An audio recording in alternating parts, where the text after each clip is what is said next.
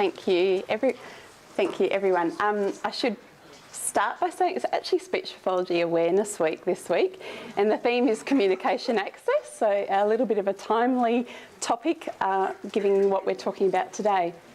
So thank you for having me today to talk. This has been a topic of great interest amongst my clients for about the last 18 months in particular. More and more people arrive at clinic asking about this technology. But broadly speaking, I think voice and message banking should be a part of our repertoire of AAC. It's one of many options, and like all AAC, should not be the only option that we consider for our clients. So perhaps the talk today is to demystify message and voice banking and make it a little less not complex than it sounds. After doing that, I want to go through the experiences of two of my clients who have gone through the process of both message and voice banking. So firstly, I think it's important to define what we're talking about. The terms have been used interchangeably in the past, and I think we're getting better in the accuracy of their use, but they are quite different in the final product they achieve. From a historical perspective, it's a technology that was introduced in 1994 by John Costello from Boston Children's Hospital. And he introduced it into the paediatric palliative care population. So when we talk about message banking, we're digitally recording a natural speaking voice, and it creates a digitised voice, and we can store these messages and we can link them to different communication systems or platforms. Voice banking, quite separately, requires special software to record a large sampling of a person's speech that's then consolidated into a synthetic voice that approximate a person's speech. So voice banking will never produce a voice that sounds exactly like that person. It will create a voice that sounds similar. The only true way to do that is through message banking. So when we talk about voice and message banking proxy, it's getting someone else to do those recordings for us. And I would do this if the speech pattern was already significantly disrupted, or that the task was just too fatiguing or effortful for that client. It's typically a relative, and typically a brother or a sister. We tend to have similar intonation patterns to our siblings, so they are frequently our proxies. So who and when do we message and voice bank with? So who? In the literature, when someone, we have these measures, these speech rate measures, and often when a speech rate gets to a certain level, it is a precursor to intelligibility changes. But if someone comes into the clinic and approaches me regarding message and voice banking with a deliberate desire to be informed, prepared and directed to commence that process, my advice is always do it now. You can bank now and select how you might use it later, but you've banked it. John Costello, who's a little bit of the expert in this field, has ideally said it should start within 3 months of diagnosis.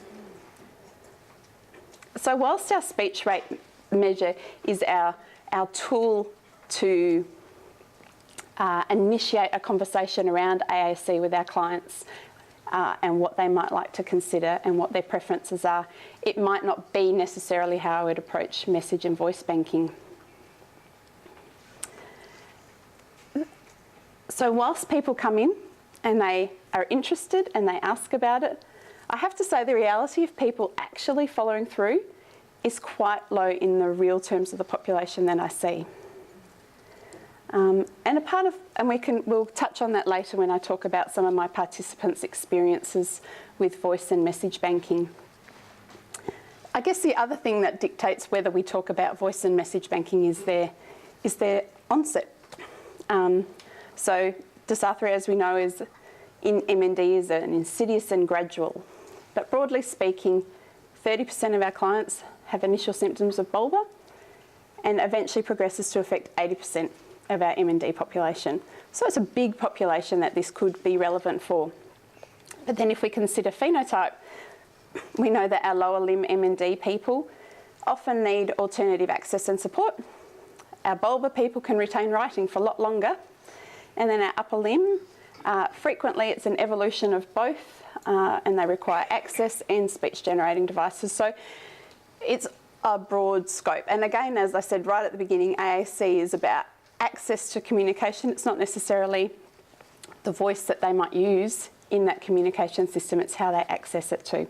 So we need to consider their phenotype and their presentation.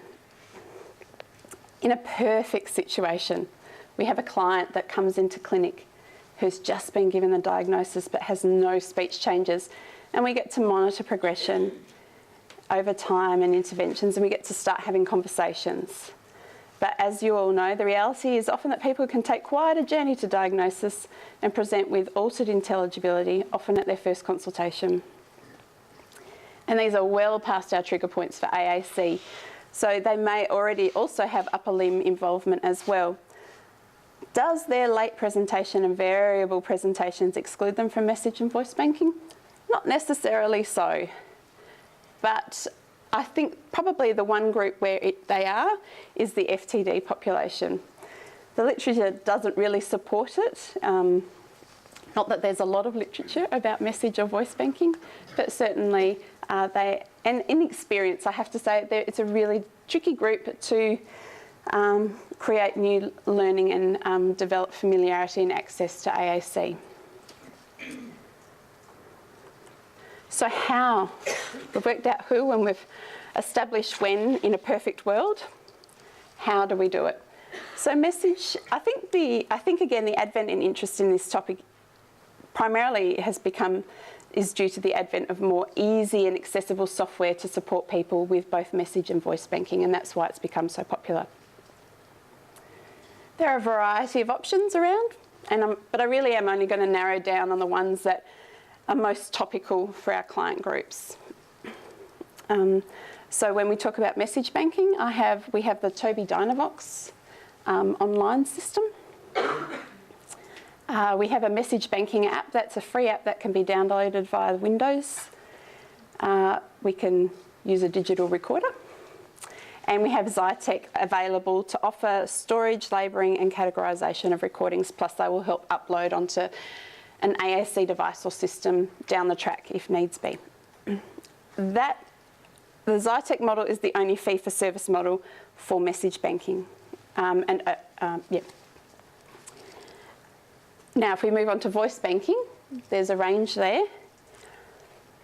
All of those now have moved to a user pay system. So Model Talker was free up until the 7th of July of this year, and that made it the most popular voice banking software available. It's now a $100 fee. Unless you're a speech pathologist and wish to voice bank for demonstration or educational purposes, then you can do it for free. All of the other ones I've listed there, I haven't done a lot of research into simply because they are significantly more expensive and frequently not a viable option for people to do. I understand their voice quality that they produce is superior. I've just never heard one to be able to compare it with a Model Talker voice bank. So let's start with message banking. How do we do it? What do you need to do? There are a number of online tools that you can use that will help you guide establishing categories and phrase inventories. I recommend having a look at the Boston Children's Hospital website. It's a bit of a misnomer the way it's labelled, but it has a wealth of ALS information on it. Their Facebook page is excellent. ALS forums are wonderful. And they all have some good phrase inventories.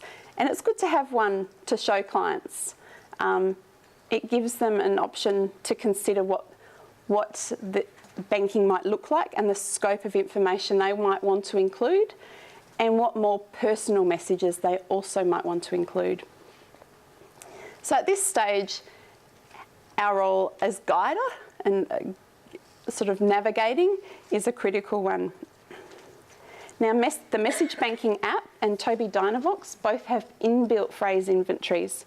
So you don't need to do that so much with them, but I still think it's nice to have something to show people about the scope of what that might look like.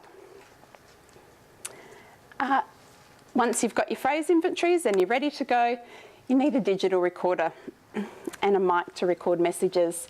Now, the message banking app has an inbuilt recorder. You just need an external mic.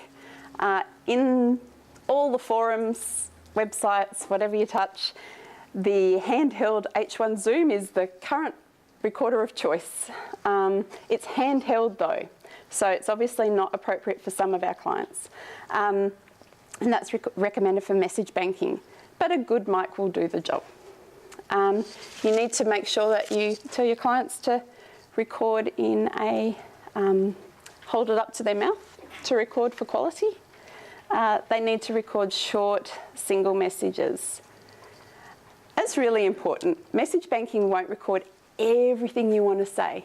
Message banking is for short messages. And if you're not, and this is particularly relevant, particularly if you're doing short messages, it's particularly relevant if you're doing your own digital recording and you're not using a software program to support you at this space.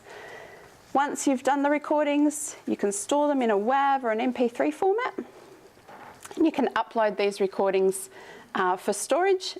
Tobii, once you've finished the recordings, will actually transcribe all the messages that you've recorded and send it back to you to confirm.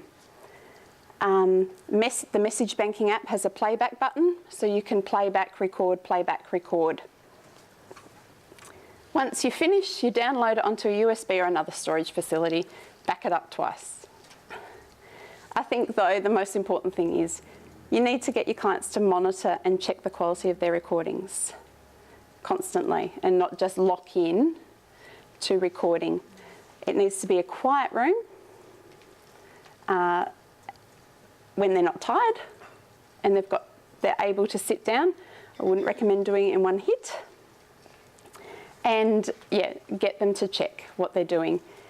They have to save and label each message so that can be retrieved at a later point in time and included into whatever communication platform they want to use.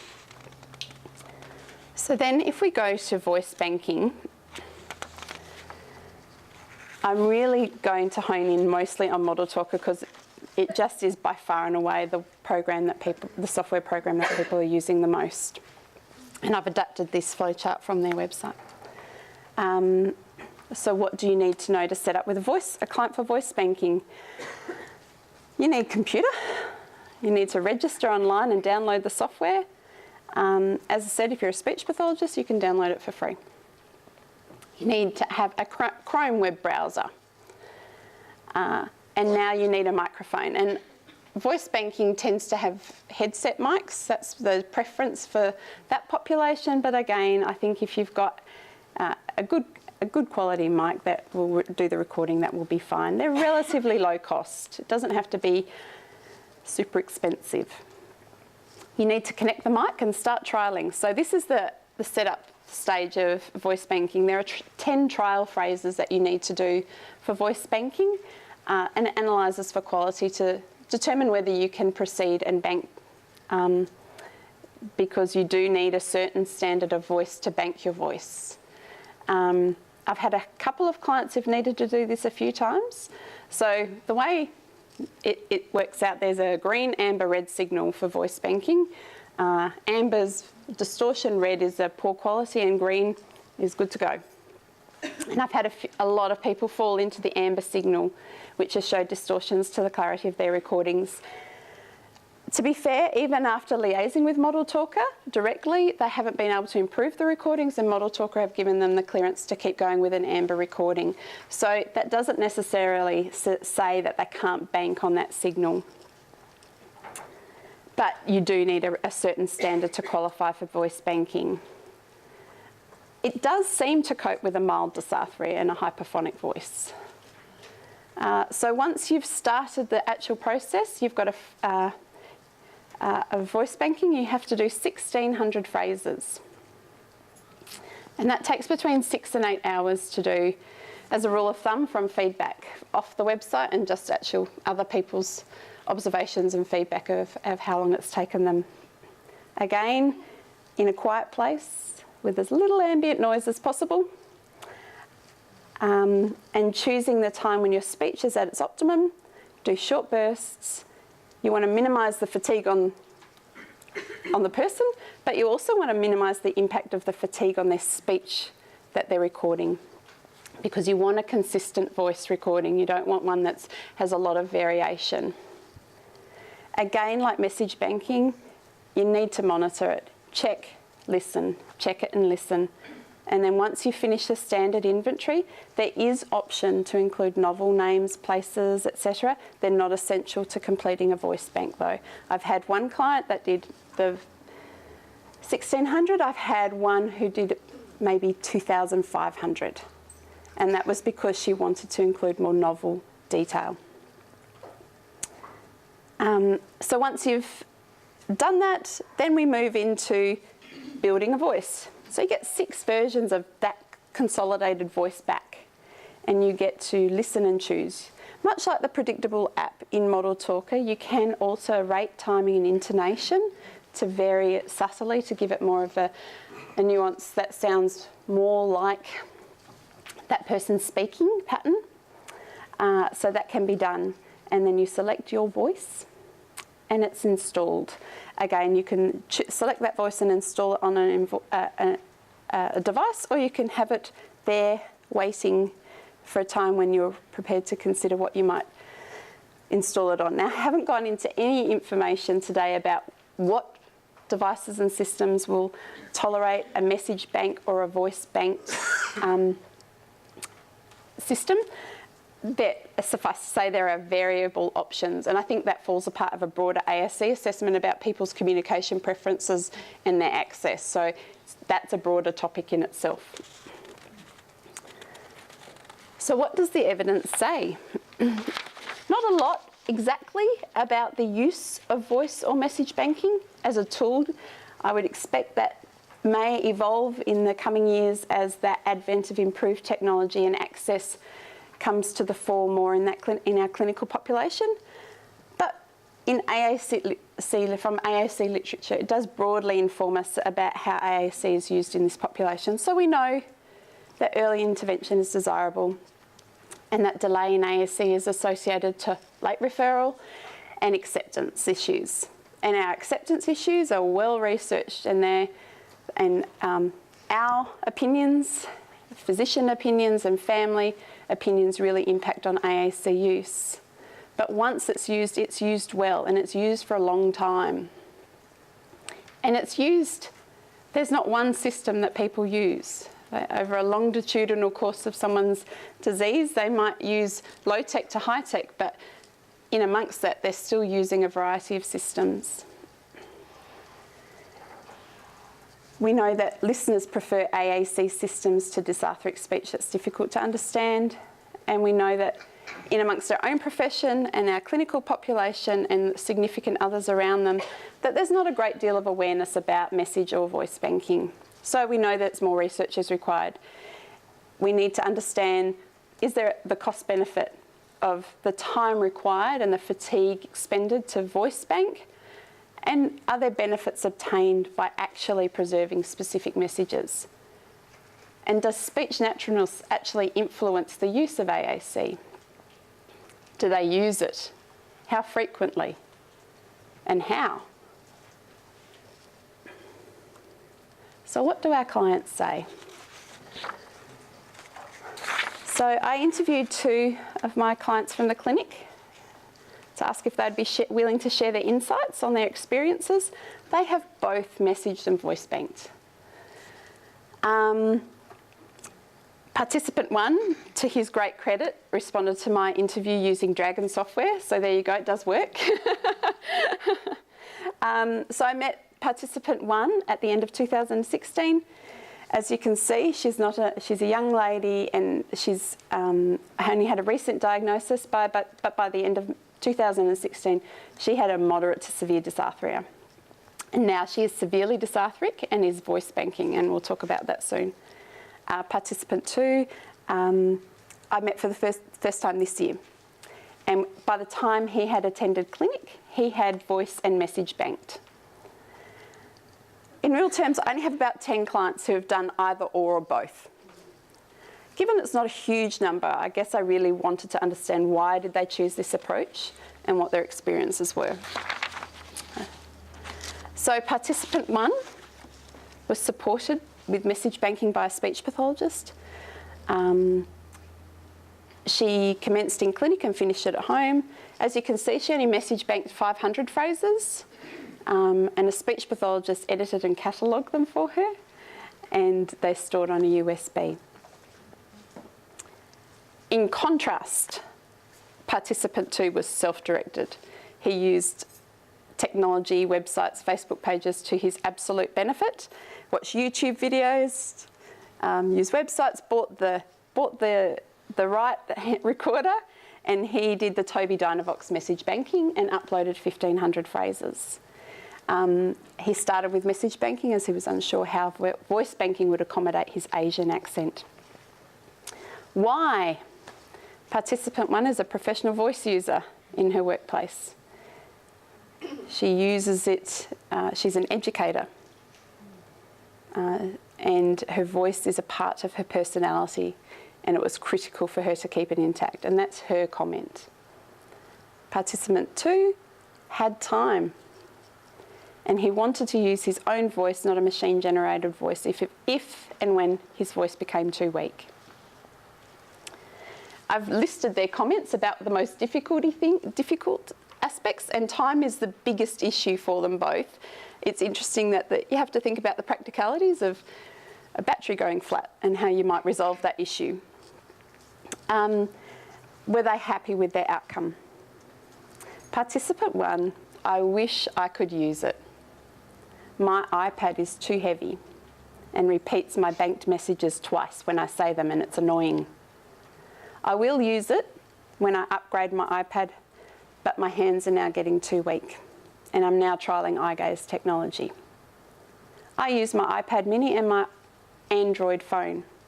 She has different apps on both devices and uses them interchangeably. Participant 2, he was happy. It was peace of mind. He said, I have now got peace of mind. It's there when I need it and when I want to use it.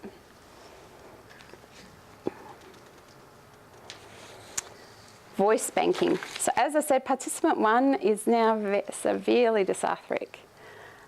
So she's using a proxy, her sister, to bank her voice for her. And why? Why would she? She's got a message bank. Why would she want a voice bank? My sister sounds a lot like me, and I had the promise that I could hear the sound of my own voice before it was impacted by MND.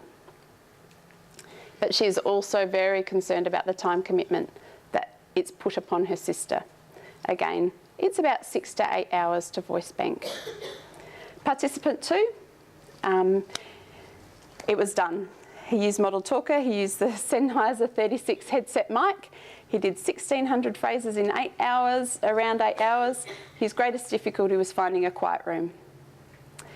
I have a synthesised voice. It's not perfect, but it is good enough. Really different experiences of voice and message banking, and also varied processes that were dependent on the user, the support they required, and the availability of those supports too. But it's not the only way we can store that kind of information. We have legacy messages and story banking. They're really powerful tools and still really useful. Some people who legacy bank are happy to have a speech generating device do their talking without their voice. Some people are confronted by their voice or the prospect of even needing to record their voice, so are reluctant to go down this road. Sometimes it needs to be asked out loud, who is it being done for? If it's not the person with MND or it's not their goal, that needs to be clarified. I understand that families want that permanent record of a loved one, but this can be achieved differently without the significant time involvement for them. And there are different ways around it. And legacy and story banking are two really good ones. So I had a client who wanted to message bank, and I said, why? And he goes, I read storybooks to my grandkids. I'm like, well, why don't you just video? So he's gone to his library, pulled out all the age-appropriate titles as his kids grow older, and he's videoed his recordings. So it's really varied. Once it's banked, as I said, it can be used on a variety of platforms, but in amongst that, we need to consider our clients' evolving access modes. They still need our support accessing the systems that will allow them to communicate. And we need to understand what their communication preferences are, not what the technology suggests their communication preferences should be. And voice and message banking really is only a part of this process. The most interesting research coming out, and I'll finish on this, is voice repair research at the University of Edinburgh. It's the idea of taking a 20-minute speech sample of an impaired voice and recreating that voice using voice donors. Voice donors are age, gender, accent matched to repair that disordered speech sample. If that technology came to fruition, that would be have a significant impact on how achievable voice and message banking was for our M&D population. I'll just finish with the references. Thank you very much.